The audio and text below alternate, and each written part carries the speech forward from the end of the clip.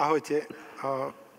Ja už nemám chuť nič povedať. Zuzka je úžasný dobrovoľnícky marketér. Zuzka už iba drop the mic. Ďakujem. Dobrý deň. Kto pozná Buddy alebo tvoj Buddy? Kto nepozná? Tak teší ma. Tres Facit Forum, čiže má zmysel. Ďakujem, že tu môžem byť. Dovoľte 2 minúty trošku rozprávky, ak by som poprosil. Príbeh sa začal písať v roku 2006, keď si Laci kúpil korálky od detí z detského domova. Navštívil domov a spýtal sa, ako môžem pomôcť, dostal odpoveď, vymysli, ako môžu deti kvalitne tráviť čas.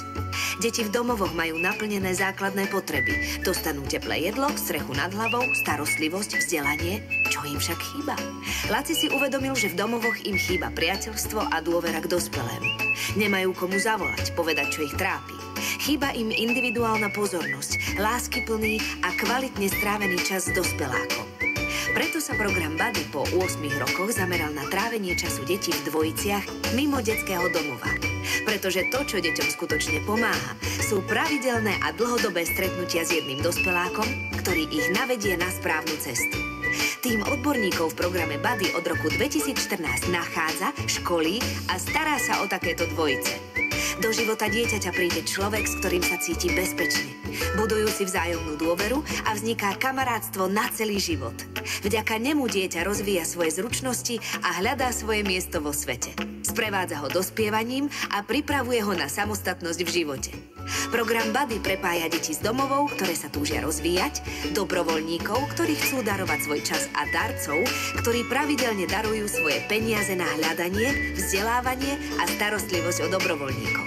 Program Buddy tak mení peniaze darcov na kvalitne trávený čas detí. Aj vy môžete byť súčasťou Buddy príbehu. Tisíce detí na Slovensku stále čaká na svojho Buddyho. Veríme, že každé dieťa by malo mať aspoň jednu osobu, ktorej plne dôveruje. Veď nikto z nás to nedá sám. Lebo everybody needs somebody. Tak ďakujem. Ako vidíte, podľa mňa život nejde bez pekného spolutanca, umenia a vedy. A umenie nám veľmi pomáha priniesť ten úsmev na tvári, avšak ako ste videli tú pyramidku, aj vedecké princípy musia fungovať. Rozmýšľal som, čo povedať po tom, čo nám trvalo 18 rokov toto vyvinúť a nedá mi nezačať slovičkom vďaka. Kto tu má nejakého rodiča, brata, sestru, komu ďakuje za niečo? A máte niekoho, komu môžete veriť, povedať mu, keď máme veselo alebo ťažko? Ja som to nevedel, keď som tieto deti stretol v tom momente, keď som si tie gorálky kúpil, že to je asi jedna z najväčších lotérií, ktorú môžeme vyhrať. Takže keď neviete, čo robíte, tak sa spýtate, ako môžete pomôcť a zvyšok už je hysterii. Sestrička moja tu není, ona stojí pri mne 18 rokov, ona pomáha, aby tá veda za tým bola, aby sme vám naozaj hovorili nielen feel good veci, ale real good veci, aby to bolo podložené dátami, faktami, že naozaj tým deťom pomáhame. Ja som si pomohol a rád by som vám dnes povedal, čo tu nebolo. Na kokatých úrovniach podľa mňa robíme zmenu, a možno, že za 100 rokov to bude cítiť v širšej spoločnosti. Zobral som si pár citátov detí. Nebojím sa, nie som v strese, naučila som sa ovládať, keď som nahnevaná. Mám nádej, že keď je to aj ťažké, môže to byť dobré. Verím si. Viac si dávam pozor na to, ako sa správam. Pomohlo mi, aby som sa ja mala rada. Zlepšila som si angličtinu. Aj sa učím. Prečo to hovorím? Že Buddy funguje, robí naozaj hlbokú zmenu, psychológmi potvrdenú, kto pozná vzťahovú väzbu, je to dokázané od 54. od pána Bowlbyho, myslím, že vzťahy naozaj liečia a veľmi sa mi páčilo, ako dáma povedala, že nerozoberajú tie ťažké príbehy, u nás sú extrémne ťažké od ubliženia a hlboké zanedbania a pozeráme sa na to svetlo, ktoré týmto deťom vieme priniesť. Čiže Buddy naozaj funguje, robí tým deťom zásadnú zmenu, nie banálnu a viac ako 90% detí sú po odchode z Buddy programu, ktorý trvá rádovo 6-7 rokov, zaradené, majú prácu, bývanie, fungujú.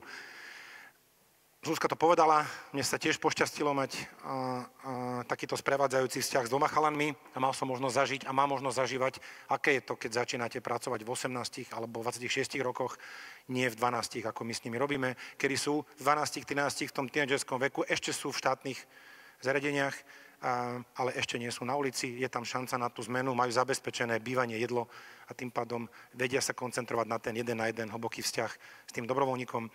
Tí moji chlapci ma naučili jednej základnej veci,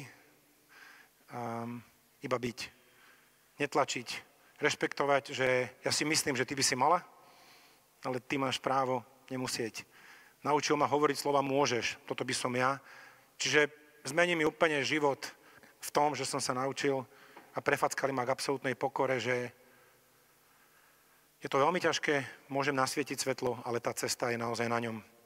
Takže mňa prefackali, otvorili mi oči, naučili ma iba byť v radosti a ukázali mi, že má zmysel robiť s tými malými deťmi, teda tými tínedžermi.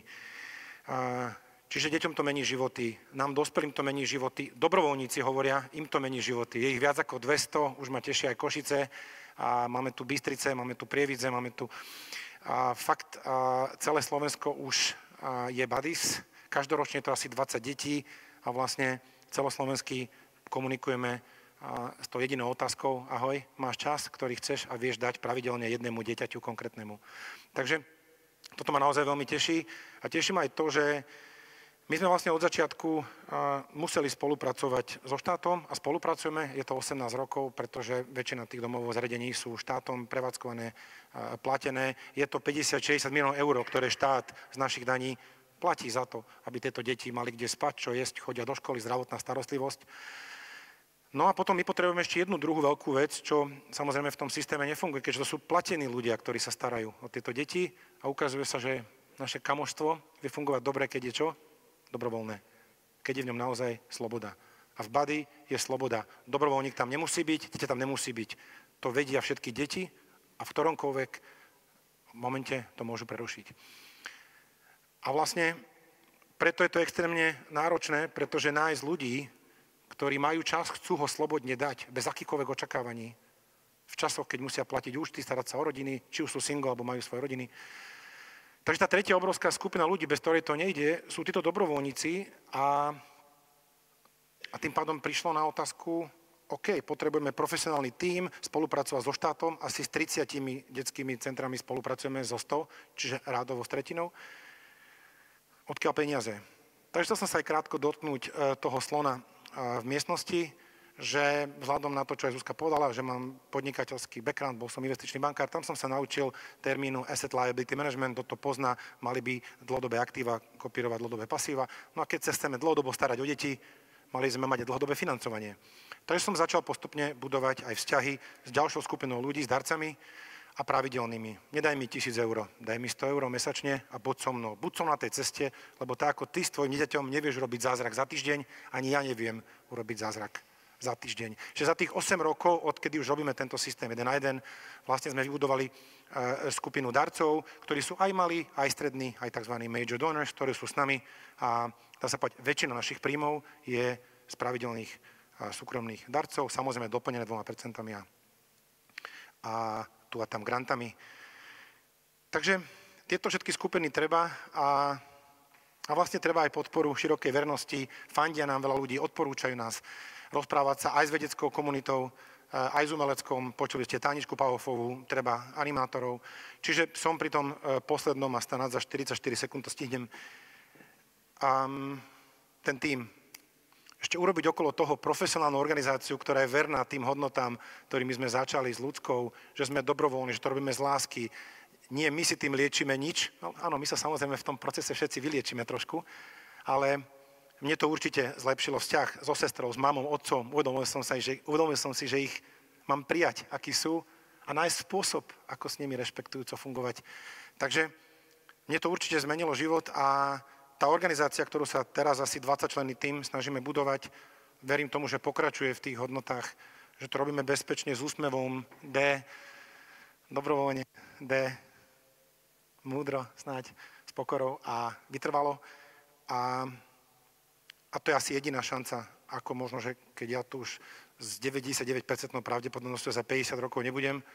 Takže táto značka tu vie v komunite slúžiť a trošku dvíhať deti, ktorým nebol dopriate toľko šťastia ako mne a ľudské v mojej rodine, zapájať dobrovoľníkov, zapájať expertov, zapájať darcov a od Košíc po Malacky bude viac lásky, slobody, radosti a našou maličkou prispejeme, že dá sa aj z non-profit sektora vyinovovať naozajstné riešenie, ktoré naozaj robí udržateľnú zmenu a má aj dlhodobé financovanie a na veky vekov veľa lásky a dobra a strašne ma to teší a ďakujem, to je všetko.